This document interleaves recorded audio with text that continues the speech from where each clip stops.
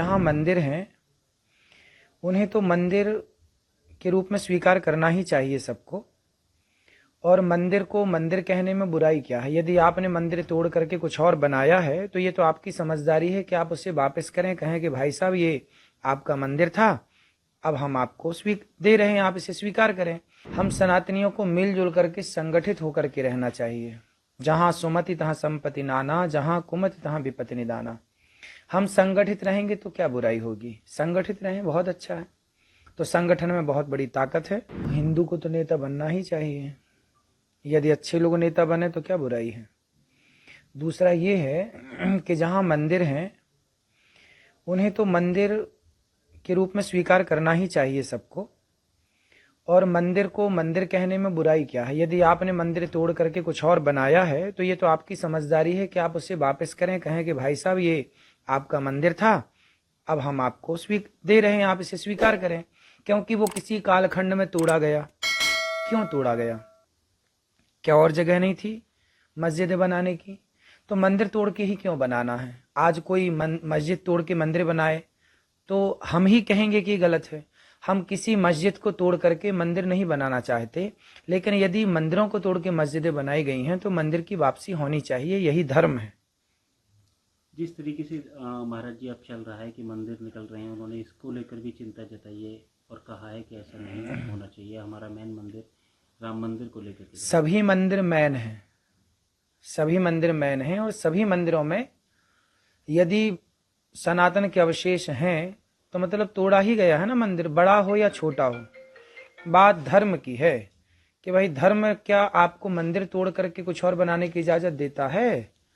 तो भाई जब आज मिल रहे हैं तो उन्हें मंदिर के रूप में स्वीकार करना यही धर्म है।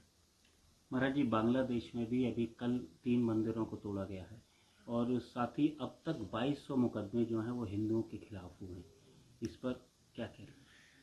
इसलिए कहते हैं कि जल्दी से जल्दी जनसंख्या नियंत्रण कानून भारत में आए, और जनसंख्या नियंत्रण कानून आएगा तो ही ये देश आगे चलकर सुरक्षित होगा। वरना हमने कई बार कहा है कि बांग्लादेश से भगाए गए तो भारत आए, पाकिस्तान से भगाए गए तो भारत आए, जम्मू कश्मीर से भगाए गए तो भारत के कोने कोने में गए। जिस दिन भारत से भगाए जाओगे कहाँ जाओगे? इसलिए जनसंख्या नियंत्रण बहुत आवश्यक है और इस पर सरकार को बहुत ध्यान देना चाहिए। एक योगी जी ने भी आज बयान दिया है कि सनातन की जो सभ्यता है उसको रखने के लिए सनातन की रक्षा बहुत ज़्यादा जरूरी है और उसके लिए आगे आना चाहिए। सनातन के लिए तो सबको आगे आना चाहिए। सनातन के लिए तो हम सनातनियों को मिलजुल करके संगठित होकर के रहना चाहिए। जहाँ सुमति तहाँ संपत्ति नाना, जहाँ कुमति तहाँ विपत्ति निदाना। हम संगठित रहेंगे तो क्या बुराई होगी? संगठित रहें, बहुत अच्छा है। तो संगठन में बहुत बड़ी ताकत है। संगठित रहना ही चाहिए सबको। सनातनी संगठित होते तो इतने लंबे समय तक भारत गुलाम ना होता मुगलों का और अंग्रेजों का। गुलामी का सबसे बड़ा कारण था, अंग्रेजों ने नारा ही दिया, फूट डालो शासन करो। यदि आपने आपस में लड़ाई ना की होती, झगड़ा ना किया होता, तो क्या मजाल कि आपको कोई गुलाम बनाता। इसलिए सनातनियों को जातवाद मिटा करके, छुआछूत मिटा करके, जातियां बनी थी व्यवस्था के लिए, तो व्यवस्था के लिए जातियां ठीक हैं, लेकिन छुआछूत के लिए जातियां ठीक नहीं हैं। छुआछूत को मिटाओ और प्रेम से सनातनियों मिलजुल करके रहोगे तो भला होगा हम सबका। एक लास्ट क्वेश्चन महाराज जी, जिस तरीके से मंदिरों का अब चल रहा है और सनातन के लिए आपको क्या कहना है?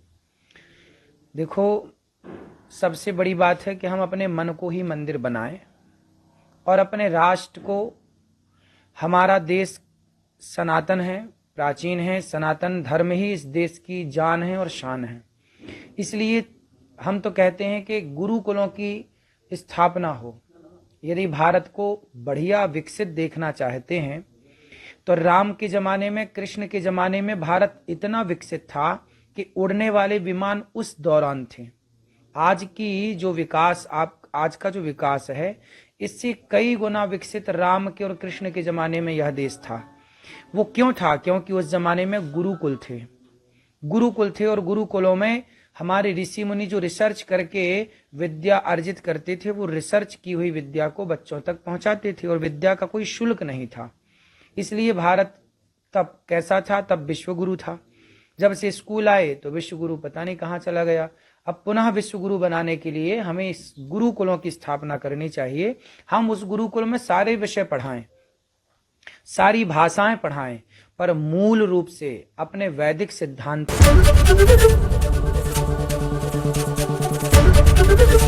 एबीपी गंगा, खबर आपकी, जुबान आपकी।